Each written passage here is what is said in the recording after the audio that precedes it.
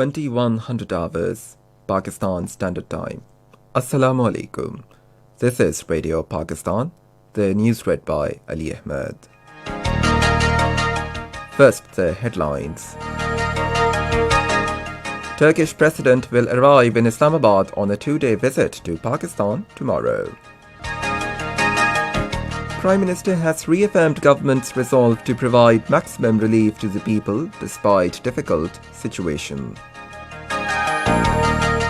President has summoned the joint session of Parliament on Friday morning. Democratic political movement has urged UN and United States to take notice of human rights violations by Indian troops in occupied Kashmir and initiate measures for settlement of the long-lingering dispute. UN says 700,000 people have been displaced by violence in Idlib province of Syria since December. In the today's Kabaddi World Cup matches, Canada beat Azerbaijan by 42 to 31 points. Iran defeated Germany by 54 to 23 points, while England won by 41 to 26 points against Sierra Leone in Faisalabad. And now the news in detail. Turkish President Recep Tayyip Erdogan will arrive in Islamabad tomorrow on a 2-day visit to Pakistan. He's visiting on the invitation of Prime Minister Imran Khan. President Erdogan will be accompanied by a high-level delegation comprising cabinet members and senior government officials besides heads and CEOs of leading Turkish corporations. During the visit, Prime Minister Imran Khan and President Erdogan will have one-on-one meeting, after which they will co-chair the 6th session of Pakistan-Turkey High-Level Strategic Cooperation Council in the joint cabinet format. At the conclusion of the session, a joint declaration will be signed. A number of important agreements and MOUs are also expected to be concluded. The two leaders will have a joint press stakeout. Meanwhile, talking to Anadolu Agency Turkish ambassador to Pakistan, Mustafa Yurdakul said that President Recep Tayyip Erdogan's visit to Islamabad would be a historic event and major steps would be taken towards exemplary bilateral ties between the two pro-Ali countries.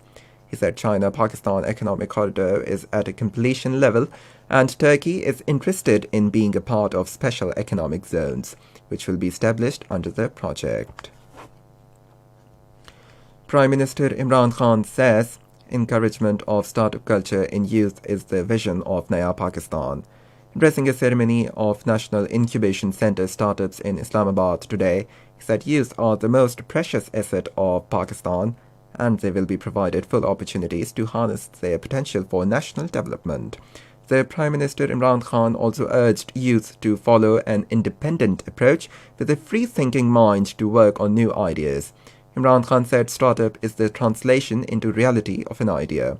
The Prime Minister said the success stories in the world can be traced back to brilliant ideas of a few dedicated individuals. He said successful person pursues the idea with full struggle without caring for the consequences. Prime Minister Imran Khan has expressed government's firm resolve to provide maximum relief to the people despite difficult situation. He was talking to a delegation of ticket holders of PTI from Gujranwala that called on him in Islamabad today.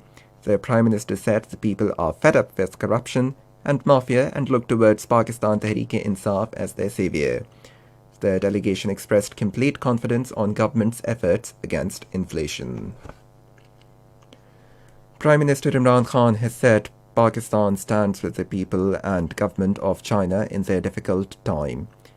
In a tweet tonight, he said Pakistan will be extending every material and moral support to China just as China has always stood by us during all our times of trial and tribulation.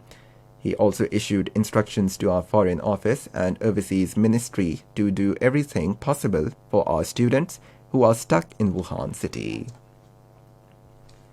President Dr. Arif Alvi has summoned the joint session of Parliament on Friday at 11 a.m. This is Radio Pakistan. Interior Minister Ijaz Ahmed Shah says the government will take every possible measure to improve performance of National Counter-Terrorism Authority. During his visit to Nectar today, he said the authority has a key role in fighting extremist elements in the country. The Interior Minister was given a detailed briefing on the function and the working of the Nectar. Federal Minister for Economic Affairs Hamad Azhar has reiterated Pakistan's commitment to the earliest completion of its FATF action plan.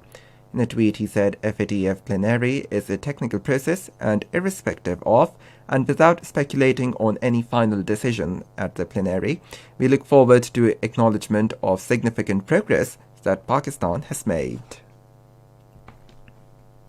Special Assistant to Prime Minister on Overseas Pakistanis Zulfi Bukhari says the PTI-led government is committed to take every possible step to protect citizens from coronavirus outbreak. Talking to the French ambassador Marc Barite in Islamabad today, he said quarantine center is being set up at Islamabad airport, which will have the capacity of treating 300 coronavirus patients. Veteran diplomat and former High Commissioner in New Delhi, Mr. Abdul Basit says 5th of August Indian acts have posed new challenges for Pakistan at multiple fronts that could only be confronted with a consistent national narrative and proactive foreign policy. He said this while speaking at a 4-day training workshop on Modi's Hindutva policy, Bleeding Kashmir and response of Pakistani media, organized by Pakistan Broadcasting Academy in Islamabad, in collaboration with PTV, APP and National Press Club.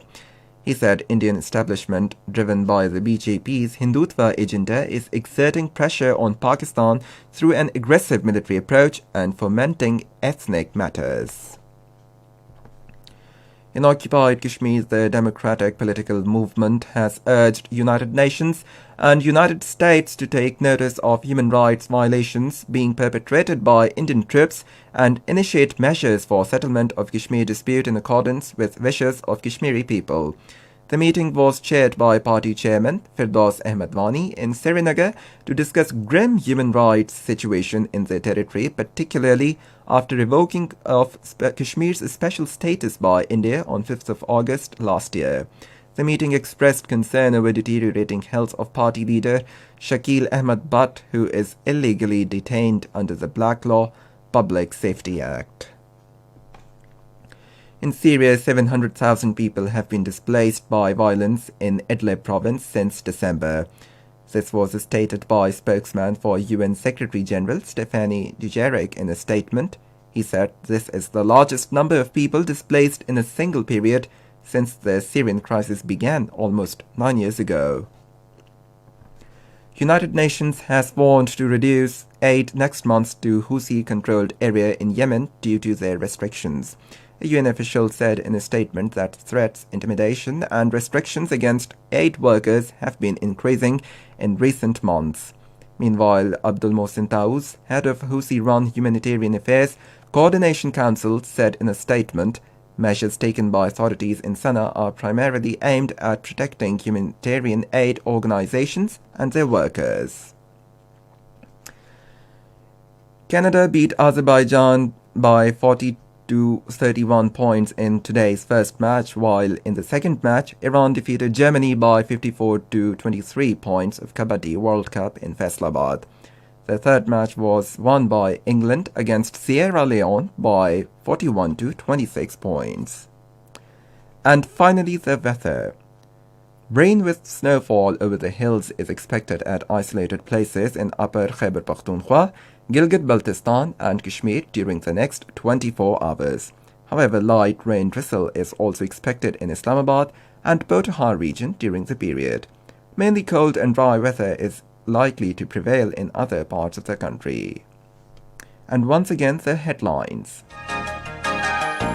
Turkish president will arrive in Islamabad on a 2-day visit to Pakistan tomorrow. Prime Minister has reaffirmed government's resolve to provide maximum relief to the people despite difficult situation. President has summoned the joint session of Parliament on Friday morning. Democratic political movement has urged United Nations and the United States to take notice of human rights violations by Indian troops in occupied Kashmir and initiate measures for settlement of the long-lingering dispute. United Nations says 700,000 people have been displaced by violence in Idlib province of Syria since December. In the today's Kabaddi World Cup matches, Canada beat Azerbaijan by 42 to 31 points. Iran defeated Germany by 54 to 23 points, while England won by 41 to 26 points against Sierra Leone in Faisalabad. And that is the end of the news. For more news and analysis, log on to our website radio.gov.pk. And for the live video streaming of our bulletins, visit the link facebook.com/Radio Pakistan News Official.